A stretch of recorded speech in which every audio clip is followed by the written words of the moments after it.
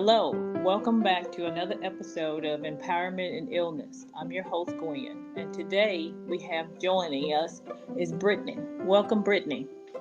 Hi, How are you today? I'm doing well. How are you? Great. I'm a little under the weather, but that's what we do. Yes, it is. So could you start by sharing a bit about your journey with lupus and especially being diagnosed at such a young age? Sure. Around the time I was hitting puberty, I started feeling differently. I was involved in sports, academics, and other extracurriculars, and I kept coming home being just extremely exhausted. And my parents started to know that I would say that I didn't feel well often. And they didn't really think much of it because I was young and just thought I was involved in things. And then I started getting very abnormal periods. I bled a lot and I didn't understand why. It was really embarrassing. Sometimes I couldn't control it. And then my legs started looking odd, like it had this lacy pattern. I realized later that was livedo reticularis, but at the time I had no idea what it meant. And I was getting frequent bloody noses. After a while, I just got used to it. And I don't know, it was probably 6 months after all of this started happening that I got a bloody nose on the day our homecoming football game was happening. And it lasted all day long, but I was stubborn and did not want to miss homecoming. So I didn't tell anyone. And then my boyfriend at the time, I tipped my head forward, not meaning to, and blood just started coming out like a faucet. And he freaked out and took me down the road to the emergency room. And when I went to the emergency room, the doctor came in and he just looked pale. And all of a sudden my family started showing up, and he looked at us and said, I don't know what's wrong, but we have a plane coming in an hour to take you to Seattle to the Children's Hospital. So I was life flighted from Montana to Seattle, which I'd never ridden on a plane, so it was kind of exciting for me. And I had 2 blood transfusions on the way there. Got to the hospital. They had me on the cancer floor because they thought I had some sort of leukemia, possibly because of my blood levels. I was there for a total of 7 days with several different doctors asking me a series of questions. I mean, they went through everything from chemicals that I could have been exposed to. They even they didn't accuse, but insinuated that my mom could have been poisoning me. They asked me about what I was eating and if it tasted different, and had all sorts of an oncologist, a rheumatologist, hematologist, all sorts of doctors just sort of looking at the big picture. After about 7 days, they had diagnosed me with systemic lupus, which I had never heard of before that. And so it was shocking that I had some sort of a disease, but I didn't really know what it meant at the time.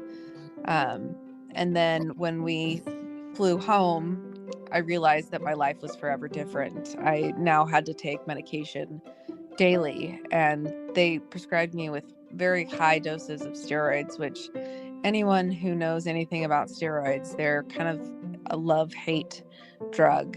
Yes. They have such bad side effects, but the making you feel better and decreasing that inflammation, it takes away the pain. It helps with all sorts of things. And so it got really hard because I was 14, I didn't look any different. And when I got back, people in my small high school, we had a high school of about 100 people, and all ages kind of acted like I was faking it, and didn't understand. I hit my knee in sports and I couldn't walk for 3 weeks. I was on crutches, and that was because I have a disease that causes blood issues, and it pooled in my knee. And I was told, like, oh, it was the other knee yesterday, like I just wanted to be on crutches for attention. People sort of started making fun of me, and I had my basic group of friends, but it was extremely difficult being, an adolescent turning into, a woman, and then all of a sudden things are different. So I never really got to know what I would have been able to accomplish.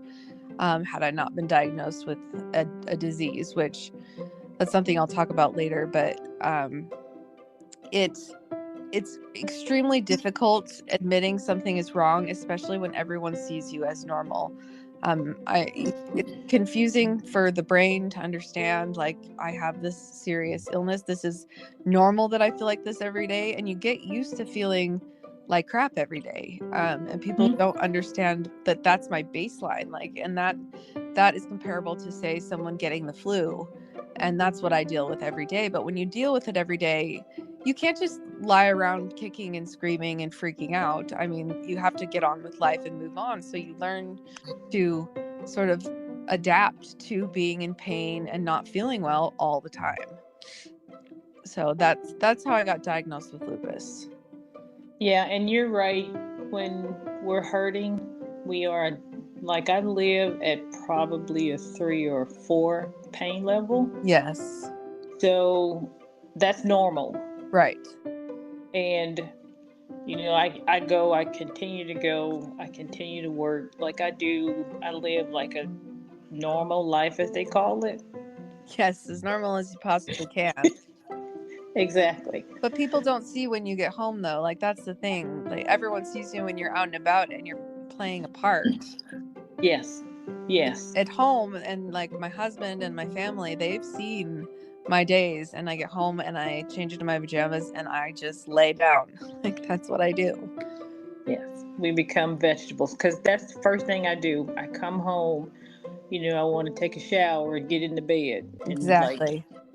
Like I'm just there. Yep. So, how is it maintaining the mental health? Because, you're going through, your life is perfect, fine, there's no issues, and then all of a sudden you're hit with this big thing, and then because when it hits, it's like it just takes over. So, how is the mental gymnastics? That was probably, and still is probably, one of the most difficult things that I deal with, because like when you have a baseline that is your normal, it's confusing to other people. So they think like, oh, you look so good today, like you must be feeling better. And it's like, but I don't. I'm actually faking it. I can fake being well better than I can fake being sick. And my journey with mental health has been a very long and frustrating road, because after the lupus diagnosis, I was diagnosed with a clotting disorder, and I had, chronic pain and arthritis, and from medication developed osteoporosis. So I've developed all these other issues along with the lupus, and still people see me as normal, and they think that I do things for attention. When I was in college, I had to have infusions in the house that we rented, and people thought that I was just doing it for attention. And it's extremely hard to believe in yourself and think like, this is something that I need to deal with, and I need to take care of myself, when you have people around you who are experiencing a normal college life. So for a long time, I tried to keep up with people, and I tried to prove that I was just as good as everyone else. But eventually it started to wear on me, and eventually I became very angry. I went, you go through the stages of grief several times. It's like a cycle, and some days are great, and then something happens and you get back into that just very depressed state of mind. I started developing anxiety, worrying about not being good enough and not feeling like I could keep up in school. And so I started seeing a counselor in high school, and then I saw a psychologist in college. And at the time, they just, not a lot of people knew a lot about lupus, and there was no treatment really other than steroids and hydroxychloroquine or Plaquenil. And, when I said I had lupus, people still sort of looked at me like, what is that? Because it wasn't as common, or it wasn't as well known. And even when I was at my worst, like, I have pictures in the hospital where people are like, but you're smiling. And it's like, you just learn to do those things. Like, someone's taking a picture, you smile. And it's amazing, like, how the brain tries to overcompensate for the things that you're lacking. And I can tell you that going to counseling and talking to someone was one of the most important part parts of my journey. And and having people who are supportive, that also helps. Absolutely. But Yep. the mental health is one of the hardest things, because it's really it's really difficult to understand and accept, like, you're different, because you're involved in these things with all these so-called normal people. And but my home life, I take these medications that nobody sees. I have to do these injections that nobody sees. I have to go to the doctor. I have like 6 specialists. People don't see that part of your life, so people assume you must be doing well because you have makeup on, you've shown up, you look presentable. And it's like, well, yeah, I don't walk around feeling sorry for myself all the time. Sometimes I do when I'm really depressed, but you can't live in that state forever, or you won't ever get anything accomplished. So it's a constant cycle, but you have to constantly address, like, the mental part is so important to really address and get help. I know I couldn't have done it on my own. I see a counselor regularly. I'm on a depression medication, which, with lupus, it attacks healthy cells and tissues. And a lot of people have chemical depression, where they have an imbalance in their brain. And if you think about it, with all of the nutrients that we're lacking because our body is fighting so hard, it's undoubtedly going to affect your brain. So a lot of people have this big stigma toward medication, but I do not. I feel like it's something necessary to keep me able to continue to live life somewhat normally. Yeah, I agree. I have a lot of brain fog, especially lately. Yeah. Since I've been working at the company where I am now, I've had 2 battles with COVID Oh, due yeah. to work functions. Oh, Okay, yeah. exactly. But this last one, I ended up in the hospital, and I don't know, it just did something to where my memory is really short, and it's like I can't remember a lot of stuff like I used to. So I have to write things down, Oh, yes. That's always. important. That's something important I do too. I have to put every appointment on a calendar, and in a calendar on my phone. I have to write things down. I work Yeah. at an office that's busy, and I get interrupted all the time in the middle of things.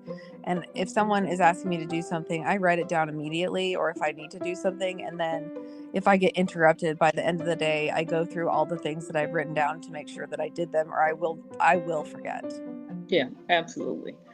So I know that you've had issues with your kidneys. Can you talk about that, and if you were diagnosed with the kidney disease? So my kidney road has also been a long road, along with the lupus. Lupus attacks all sorts of cells and tissues and organs. But in about 10 years after my diagnosis, uh, I had a flare up, and again, they didn't know what was wrong. All of a sudden, my kidney function was declining. The doctors were really nervous, so they again sent me to Seattle, at Virginia Mason Hospital.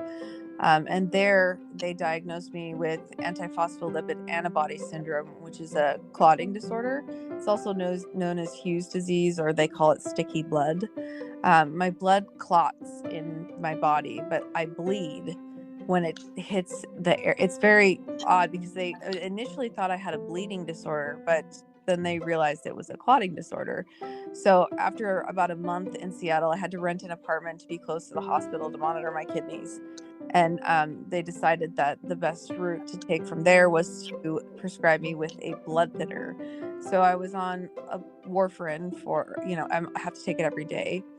And then in about 2014, I got pregnant, and I didn't realize that I was pregnant. I didn't feel much different. And then suddenly I had this massive pain in like the lower right quadrant of my abdomen, and I didn't understand why. Like and of course, being me, stubborn, I'm like, oh, it's just pain, I can work through it, and I substitute taught that day. I went and served dinner for a private catering person, and I had to like balance the plates on one side because it hurt so much. And by the end of the night, I just was like, something's wrong, I need to go to the hospital. And I had a ruptured ovarian cyst, and it was then that they discovered that I was pregnant. I was miscarrying, and ovarian cyst rupturing caused a problem.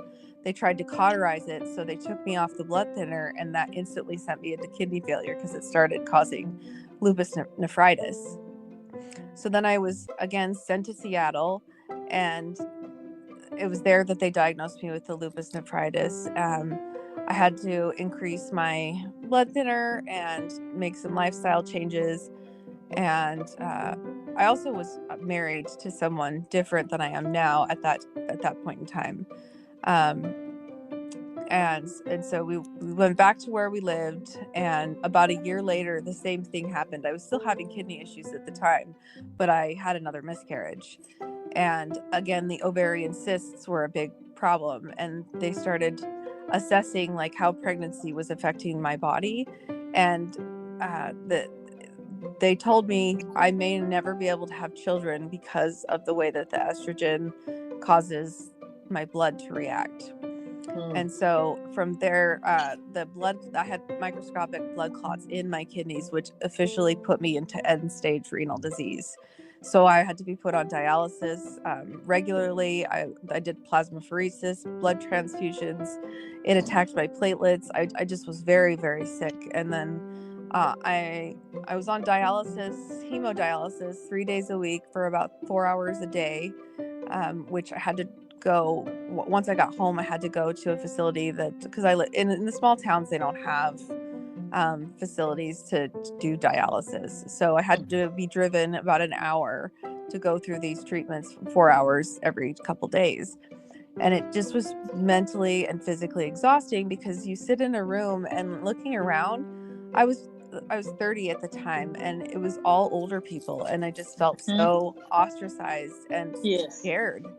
Yep, absolutely. And then, my depression got really bad because it's like I have to live on a machine the rest of my life. But my marriage also wasn't going well at the time. And so I had all these other stressors that were affecting me. After about 3 years on hemodialysis, they decided that I could probably do peritoneal dialysis, which is what I could do at home. So I started that process. And then I decided to start because when you're going through dialysis and having to drive an hour, and I mean, it's just exhausting. And now that I was home and able to have more time at home, I started to work for a guy that lived next to us that was a gardener, and I worked in his garden. And one of my good friends is a dietitian. She started evaluating what I was consuming while with kidney disease, and she could not believe the kidney protocol. Some of the things that they told me to eat, she was just shocked. Like, don't eat wheat bread, eat white bread. Don't eat. It just was odd. They prescribed me with this supplement that's kind of like Ensure, but for kidneys. It was called Nephro. It was really expensive, but the first ingredient was high fructose corn syrup. And so I started working with my friend, and I started eating real food, and, with gardening and hanging out with my friend who was helping me with my diet, I started to suddenly feel better. And after about 3 months on peritoneal dialysis, they said it gave my kidneys a break, and I was able to get off dialysis, which most people, when you're on dialysis, you don't get off. So I was really, really lucky that this happened, but I attribute a lot of that to my friend who helped me. And of course the support of my family, but, and then also I decided to leave my husband at the time because he was just not helpful. He was sort of bitter about me being sick, and I couldn't do much. And, I just decided it was probably better that I get out of that relationship, which helped. And that was in 2017, end of 2017. So by 2018, I was off dialysis, and I was divorced, and I was actually living a quite normal life compared to what I had been for the previous couple of years.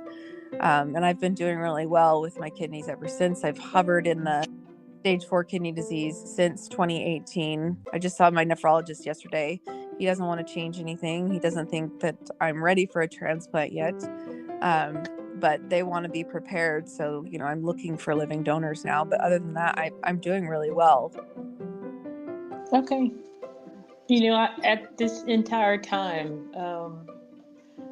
Well, I'll start over. I've been following you because I remember, when you were first newly diagnosed, you contacted me Yes. and you were asking me questions about it. And I know I told you at the beginning it's going to be difficult, Yeah. but once it subsides and you find the right cocktail, that things will go great. So I was following you on Facebook or any social media that we connected. Uh-huh. And so at the time, I thought you had a kidney transplant because I do remember you being airlifted. I remember that. Yep. I've been airlifted several times for several different issues, but my kidneys was probably the worst I'd been. Yeah. Okay. So right now, you're looking for another kidney just as a. Well, so how my doctor described it is that kidneys naturally decline with age. It's just part of the aging process. It's And true. once your kidneys are, it's not acute damage, it's chronic. They don't get better. Although mine improved a little bit, they're not going to get much better than that. Yep. So he knows that eventually, I mean, and it could be a very long time, I'm going to have to go back on dialysis, but they'd like to have me get a transplant before that, because apparently if you get a transplant before you go back on dialysis or go on dialysis, the success rate of your kidney is much better, because dialysis is just, hemodialysis especially, is so hard on the body. And it's just exhausting. And they've found that people that get living kidneys before dialysis, it's extremely helpful in their recovery. So they suggested I start looking, and so I have been. Okay. So, what is one misconception about lupus that you wish more people understood? That it is not curable, that there is no magic pill, there is no yoga, drink enough water, there's no diet. Like, you can manage your symptoms and it can go into remission, but it is always there and at risk of coming back. And I can do everything right and still have a flare up. People offer unsolicited advice almost every single day that I say I don't feel good. And it's like, well, did you drink enough water? Did you eat breakfast? And it's like, I want to say to people, I know what my body needs. I'm the one that's been dealing with this for so long, and it makes it so much harder when people try to tell me that I should try this new magic thing that's going to just get rid of all of my symptoms. Granted, it may help, but it's not going to take the lupus away. Right. Absolutely. But, I'd take it. Sometimes they want to help. Oh, I know. Yes. They don't know what to say. It's out of concern and care. It's not Exactly. It's just, it's frustrating because it's like every person has, their own piece of advice, and you kind of, I've just gotten used to it. I say thank you, and I try not to judge too hard, because most people don't know. They don't understand that we try so hard, and it feels like you're telling us we're not doing enough. But it's not intentional. Most people, as I've become an adult, do not intend to hurt my feelings or make me feel worse. It's just something that I've learned to deal with. The advice that it's like, oh yeah, I've tried that. Thank you for letting me know, though. I'll continue to try that. Exactly. So you mentioned your support systems, and I know, because my support system are huge, and I've found some folks on those lupus chats. Have they helped you any? Oh yes, I've met so many people online that I've never met in person that have lupus or something similar, or kidney disease, that I've been able to talk to. And since my diagnosis, like, I sought out online, even though that when I was diagnosed there wasn't social media or anything like that, you still start searching more for people that understand, because it feels like the only people that truly understand are those with a chronic illness. And so social media has been a huge help. I have my own page called The Loopy Life on Facebook that I use, and have, mostly lupus followers that use and share memes, which has been really helpful to do. I've always wanted to help others with what I've had to go through, because I've learned that your support system is huge, and seeking out people that understand is really important. But also my family has been by my side through every bump in the road. They've been to every airlifted hospital visit, every hospital visit, everything I went through. They drove me to dialysis. Like and being on prednisone in high doses for long periods of time, sometimes you're not very nice. It makes I me know. very cranky and irritated and emotional, and I have these mood swings, and then I feel terrible about them. But thankfully my family understands, and they'll call me stubborn, but they just let me be for a while, and they come back. and they get it. But support system is huge, no matter who you are. I think just having those people that are either by your side or someone you can connect with online is so important. Yeah. So you're right. My support system is great, and I've been on steroids for a long time. And some days you feel like you are like the best. Everything is great. There's rainbows and sunshine everywhere. Yep, superwoman. You feel you can do anything. Right? They give you this energy, and you're like, yes, can I just stay there? And then the next day, if you see an ant crawl, you're gonna cry because, like, oh my goodness, I don't know why the ant is making me cry. And then, another day you're mad. Yeah. You're angry at everybody. So yeah, I've been dealing with that roller coaster for a long time. I know it's one of the most difficult parts, I think. But if you think about it, with all the stressors that we go through and having to manage our health and be an advocate for ourselves, because we're the only one that can really, even doctors look at us like, well, your blood test looks great. And it's like, but then why do I feel so bad? Like, Yep. I've got a rash. I don't feel good. My joints hurt. I have a headache. And, you go to the doctor and they're like, well, we don't see anything different. And it's like, well, you almost feel gaslit. So, Yes. being an advocate for yourself is super important as well.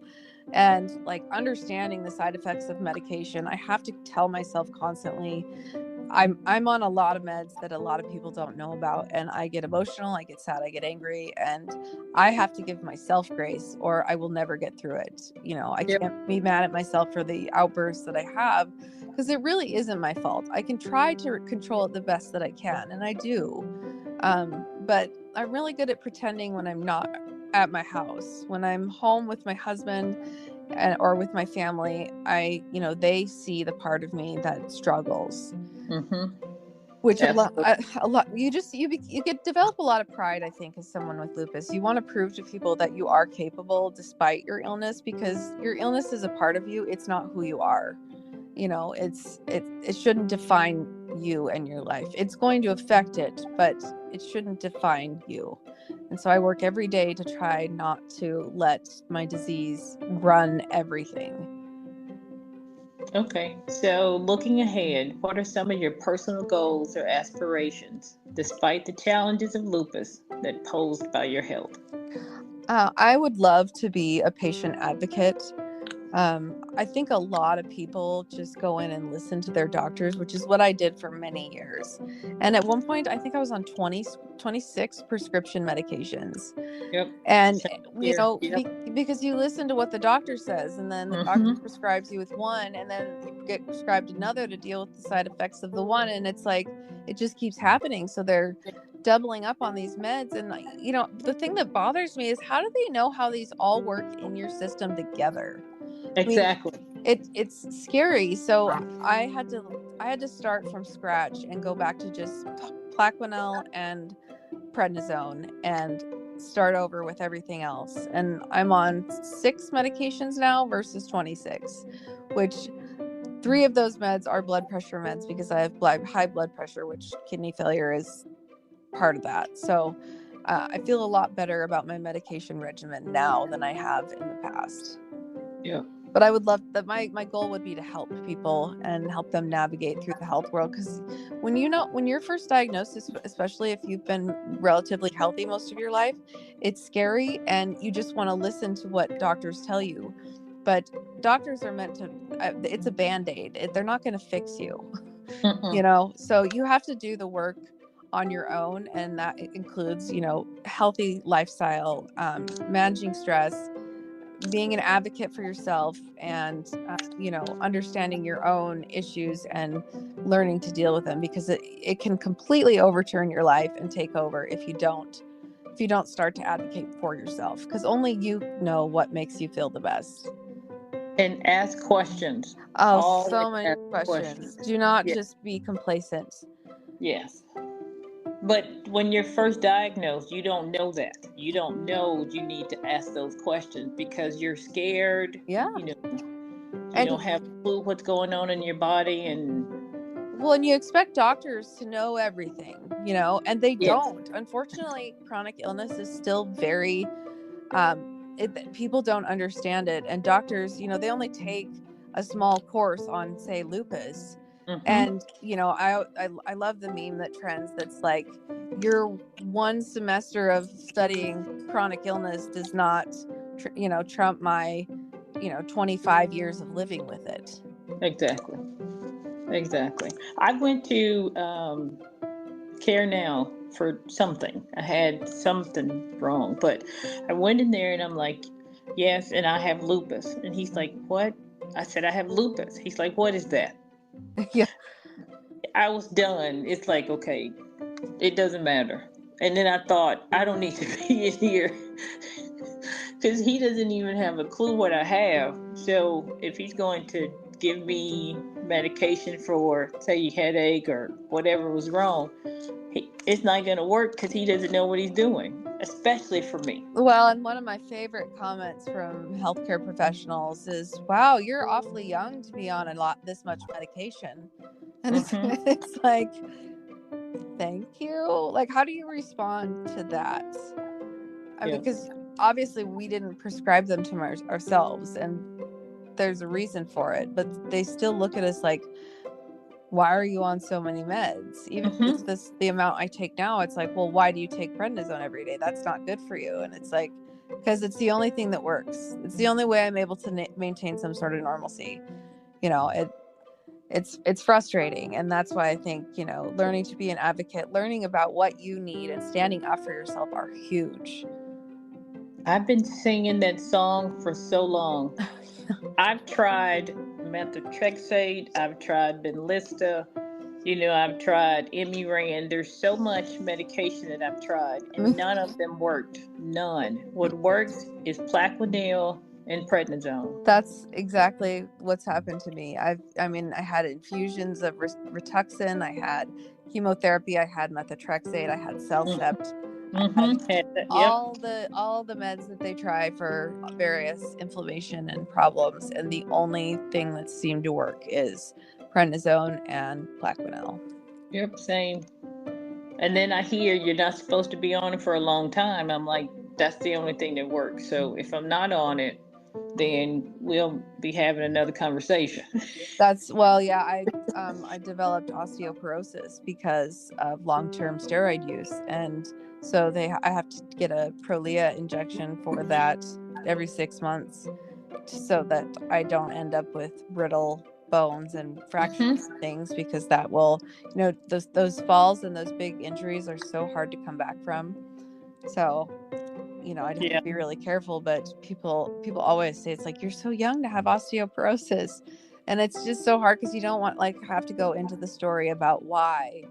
Exactly. I've gotten to the point where for some people I just am like, yeah, it's not fun. Well, I'm bionic. I developed a vascular necrosis, so all my joints deteriorated, and I got metal parts, right?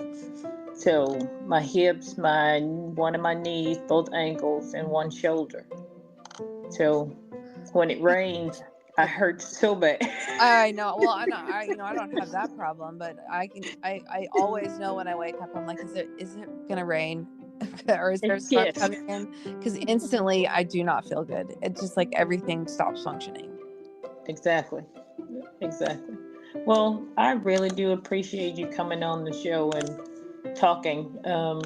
like I said, I follow you, and I got so excited when you announced that you were getting married. I felt like your big sister. Oh, And I was sitting over here just like, oh, I'm so happy. Because I like to hear stories about someone that has the disease and we're living and we keep thriving no matter what. Because it can be depressing. This yes. disease can be really depressing. And so I go on the sites and I'm trying to find people who want to talk about it, who want to be, an advocate. You tell me your story, you tell me how you want to help someone, and because it gives us hope. If you're living and you're going through all this stuff, but you're still making it and you're still going, that's hope. Well, and my husband is one of my biggest supporters. He was actually my older brother's good friend, and so I've known him for a long time. He's about 7 years older than me. So he's seen all of the various things that I've gone through. We've been friends a long time, and he is my number one support, and he has encouraged me to. I got really down on myself for a while because I just felt so defeated by kidney failure, and he's like, you are so much more capable than what you see. And I started to believe that. I got a job, and then I don't know if you've ever heard of Havasu Falls Trail down in Arizona, but it's a 10-mile hike down into the canyon. It's close to the Grand Canyon, and it's the Supai Reservation, or the Havasupai Reservation, and they're called the People of the Blue Green Water. But this hike was 10 miles all downhill, and the way back up was uphill. You had to carry everything in and you had to carry everything out. So we had backpacks on, and he encouraged me and was like, I'll be with you every step of the way. And I was able to do this amazing hike that I never ever would have tried if he hadn't have been my cheerleader. Yeah. And it was very, like, I got to the top, I was so tired and I was so exhausted, my joints hurt, and I just fell into my brother and my sister-in-law's arms and started to cry because I couldn't believe what I had actually accomplished. I never thought I was capable, and now my life seems more normal than ever because I have somebody who supports me and believes in me and says, it's okay to fail. You're not going to be good at everything, but you got to try. So that's been really helpful. I'm very thankful for my husband. That is an awesome story. And tell him that kudos to him for me. Yep. I sure will. He is unlike anyone else I've ever met. Before we leave, I want to remind everyone of a segment I call Healing Heartbeats.